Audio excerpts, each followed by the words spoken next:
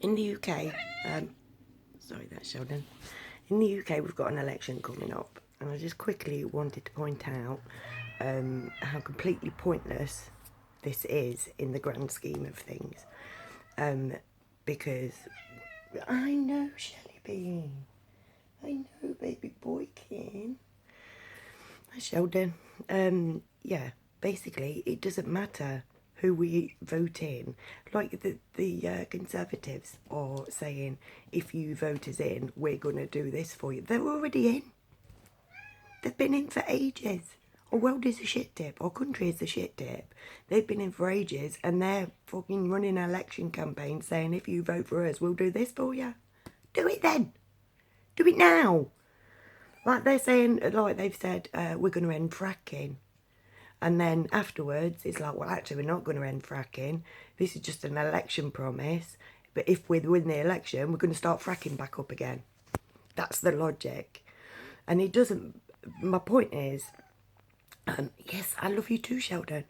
My point is... Yes, I talk to my cats.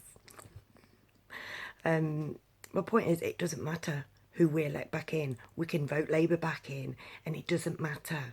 Nothing will change. They don't run the country. It's not this isn't political. It's not about politics. The fight that we need to fight isn't a political one, because the people who own it, who own us all, who run the gas, own all of the political parties. Whoever gets in work for the same banking cartels. It's a few families, the Rothschilds, the Rockefellers, the Windsors, the Morgans, etc. It's just a few families, and they are the people who run everything. Let's not forget that it was Labour who started the war with Iraq. It was Labour that started the old fit for work crap. We blame the Tories for all of that, and it wasn't. It was Labour who did it. Every single political party that gets in borrows shit tons of money from these families who own us all, because they're the ones that we pay to survive. They're the ones that we pay for our way of life, and they're the people who are the most wealthiest people on the entire planet.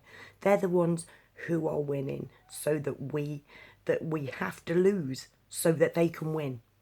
We have to pay for their lavish lifestyles. We have to go without so that they can have so very, very much more. And every single one of the political parties works for them, because then they give them lots of little sweeties, and they make sure that when they leave power, they go from earning £900 a week or £900 a day, or whatever it were.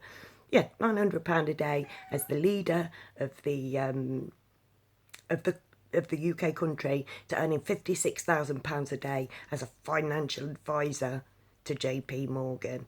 When they fucked up the country's economy, they go on to become a financial advisor, earning 56,000 times more than they did before.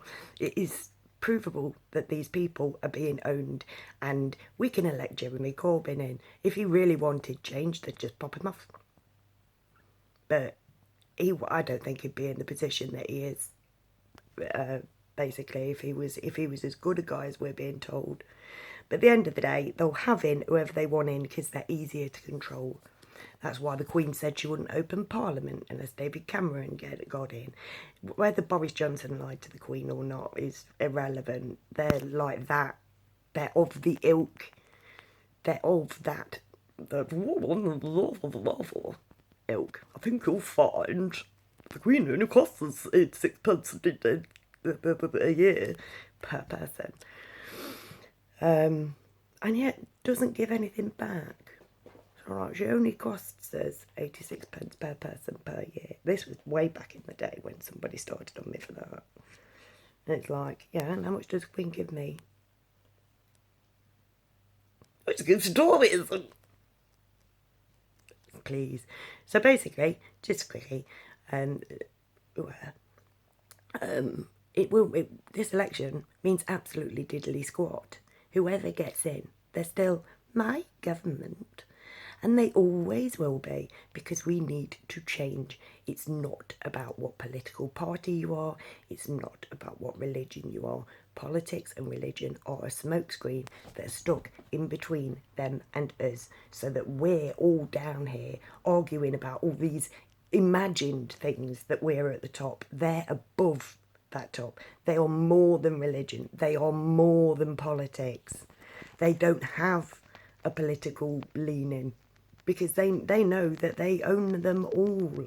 That literally the politicians will do whatever it is they tell you to do, like start war in Iraq, like start a Fit for Work campaign.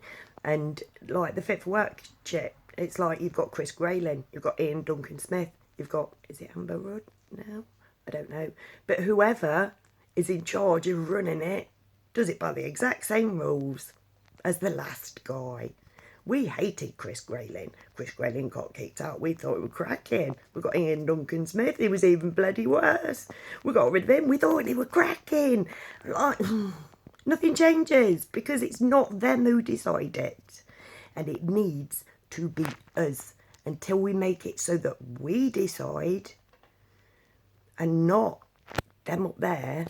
Then it will, and only then will anything start to work for the benefit of you and I. So let's do it. Let's start talking to each other.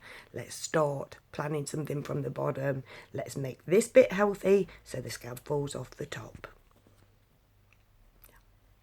I'll make it sound easy, but it's easier when we start doing it. When we realise who they are, and that all of this crap that they're putting in front of us isn't of any importance whatsoever, and start going, right, well, what is it about? Because it is about darkness and light. It is about good and evil. It is about them and us.